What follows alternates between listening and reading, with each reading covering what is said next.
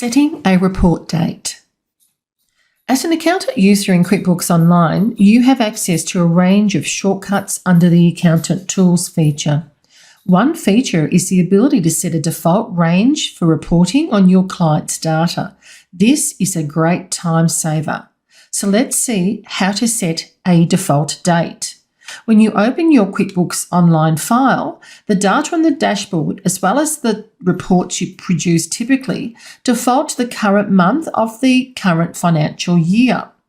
Carol has some reporting to produce and would like to set a default date range for the first quarter of the financial year in preparation for her BAS reporting.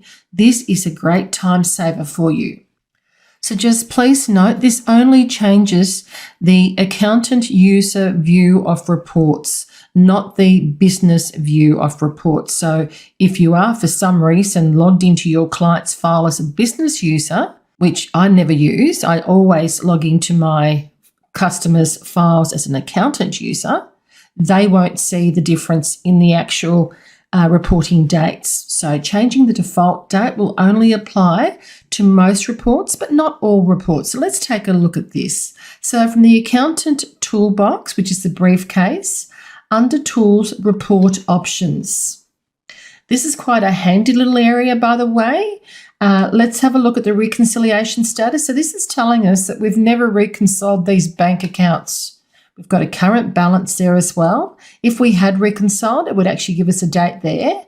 You can quickly click on to close books and it'll take you straight to the company settings area where you can close the books down. So it's a handy little area to work with. So as Carol wants to look at July to September 2022, so as you can see, this is actually defaulted to January 2022 to 31st of December 2022. Let's take a look at some of these reports just to show this. So this is the profit and loss, and you can see it is January to December 2022. So let's take a look at the Accountant Toolbox, Report Options, and we want the financial period of July 2022 to September 2022. And there you have it, 1st of July 2022 to 30th of the 9th 2022. You can see we can change it to accrual or cash if we want to, but we'll leave it on accrual. So now when we run that report, profit and loss, it now automatically defaults to July to September 2022.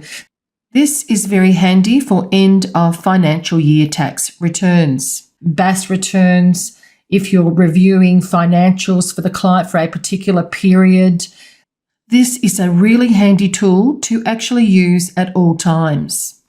So now that Carol set that default date for that BAS period, she's now ready to start the preparation of Damien's reports.